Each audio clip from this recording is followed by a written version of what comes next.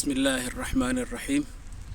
والصلاة والسلام على سيدنا محمد وعلى آله وصحبه وسلم. أما بعد، السلام عليكم ورحمة الله وبركاته. ما أنت وحان أصوب بحي حوغا يرسعط إيا مقالة لندن سيدي أسمى يسنتهي وحافظ كمدي حافظها مقالة لندن سأجدان صراحة دادير وحالة لسيكون سغال بقول هي تدواتنكي waxaa degan kumanaan qoys meeshaan jiima loogu talagalay intana waa baagi ama ma aragtay green meel ah oo ma aragtay cagaar ah haddar sarahan waxay u dhigmaan tuulo ku taalo Soomaaliya oo kale marka waxa la isweydiin karaa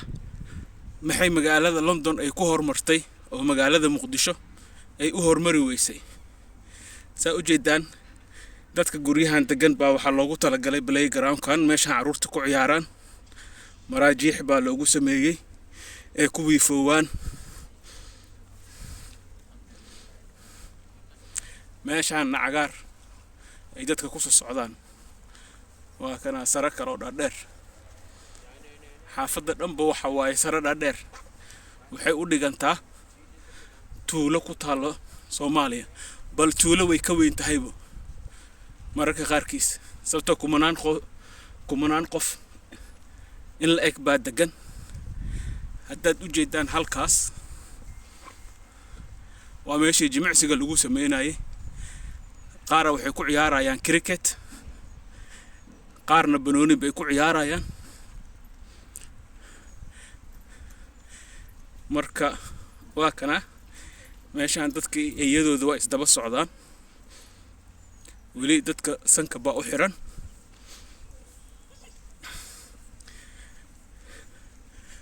marka waa magaalo dhisantay dadka waxay u haystaan London Big Ben iyo the Parliament oo Gothic style u dhisan oo aad u qurux badan laakiin dadka caadiga ah waxay degan yihiin meelahan oo kale waa loo habeeyay marka su'aasha taala waxay tahay Muqdisho maxaa u diiday in ay habayso oo dadka si raaxo leh ay u deganaadaan waxa ugu horeysa koow waa musuqmaasuqa waxa waay waxa dilaayo horumarka magaalada Muqdisho hadar baagan waa gali karaa arag waa meel cagaaran oo qurux badan dad badan baa halkaas waxay ku sameynayaan orod iyo jimicsi marka nidaamka ay ku shaqeyso magaalada London aan wax yar ka taabto sida aan la socotaan guryahan oo dhan waxay leeyihiin guri walbaba ama labadii saddexdii guriba isku dhowba waxay leeyihiin maamulkaas oo hadafkiisu yahay in ay ka tashadaan waxa laga sameynayo xaafadooda ma waxay u baahan yihiin meel sports lagu sameeyo mase waxay u baahan yihiin meel greenery cagaar ah oo ay dadka ku socdaan hadduu waa yeel jiro meel ay fadhiistaan go'aanka waxa gaarayo dadka sartaan degan iyo sartaan iyo sarahaas u jeedaan waa community ka bacdi dadka meesha degan waa tira kooban yihiin xaafad walba waxay u sii kala baxaysaa xaafadii gudaheeda baa waxay u sii baxayaan subdivision qaybo ka sii yar qayb walba maamulkeeda ayada ismaamulayso mid walba oo maamulkeedana wuu xadidan yahay kuwa ugu horeeyo waxay takhasuskoodu yahay maxaan u baahanahay ma meel ay dadka fadhiistaan sida kuraastaas oo kale aad u jeedaan markuu qofka daalo uu fadhiisani karo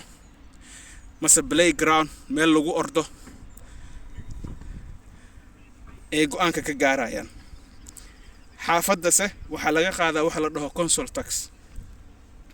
council tax Soomaaliya waa laga qaadaa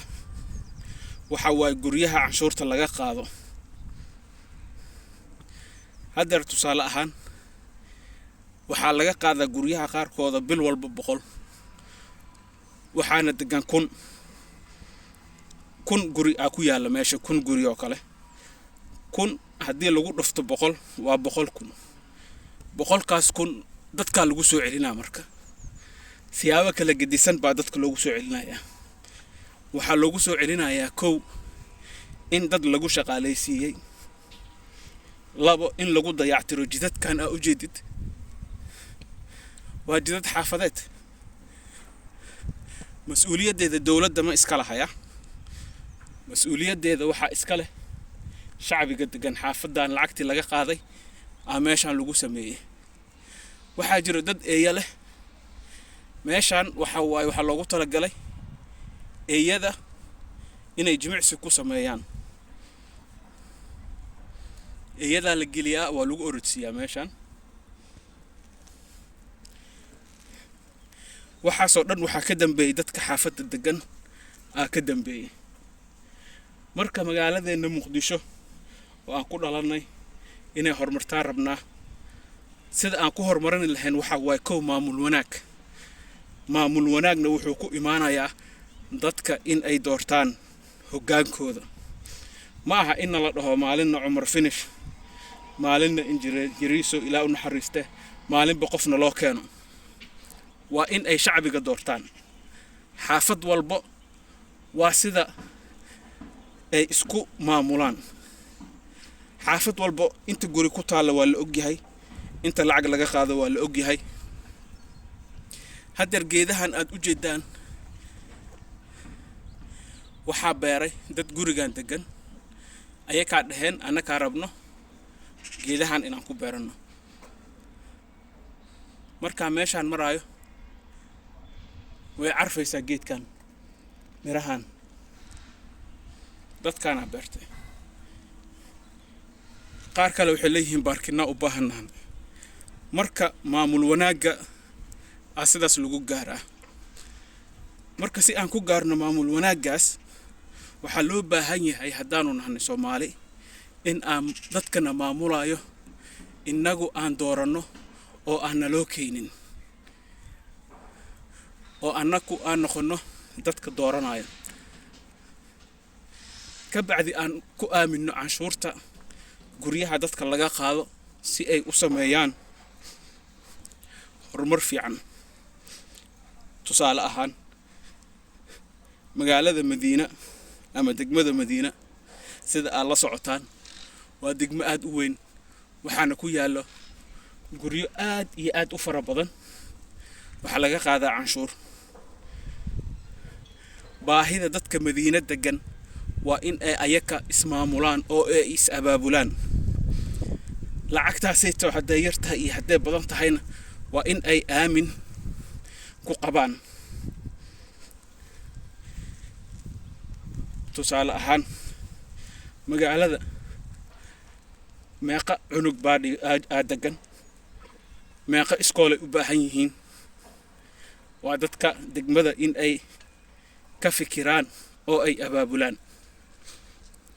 ee dhahan waxa u baahanahay intaasoo iskuul sababtoo ah xaafadeena waxa degan intaasoo kumanaan oo caruur ah haddana la sii kala keexo la dhaho dugsi hoose iyo dugsi sare iyo dugsi dhexe loo sii kala qaybiyo inay dhahan waxa u baahanahay library waxaad isleedihiin nin aan cunto haysanin library ma ka fikirayo laakiin haddii maamul wanaag la heli lahaa waxaanu gaari lahayn meel intaasi ka weyn waa dadka in la tira koobaa haddana in aanu dhihin Muqdisho unuka iskale bas Muqdisho waxa iskale qofkii degan hadar magaaladan aniga waan deganahay codkaygana qiimo ka leeyahay wadamadan reer galbeedka ah magaalada haddaad deganaatid 2 sano waxaad ku leedahay xuquuq saas daraadeed Muqdisho qof walba oo 2 sano degan waa in uu ku lahaado xuquuq oo dheeri ah markii iskoolka laga soo tago saldhig booliis laga soo tago dadka waa inay helaan maxaa la dhahay hospitaal weyn ma la sheegayo laakiin waxaa la sheegayaa waxa waaye hosbitaal oo ma aragtay xaafadda ah oo dadka xaafadda loogu talagalay oo dhakhtar general uu joogo. hadda tusaale ahaan meeshaan waa u jeedaan xaafad ka mid ah xaafadda London waaye. meeshaas waxaa ku yaallo wax la dhahayo GP, waa general practice. waxaa ku yaallo meeshii dharka lagu dhaqaay, librarygii waa xiran yahay, dukaanka xaafadda sarahaasay degan yihiin dadka. marka waa kaas magaalada London iyo sida u horumartay, sida ula socotaan dadka waxa ay ku horumareen wax kale ma aha, waa maamul wanaaga. marka Soomaalida waxaan dhihi lahaa maanta intaasaan rabo inaan idiin soo gudbiyo oo aad ku darsataan maskaxdiina si aad ugu fikirtaan maamul wanaaga iyo sida uu yahay. والسلام عليكم ورحمة الله وبركاته.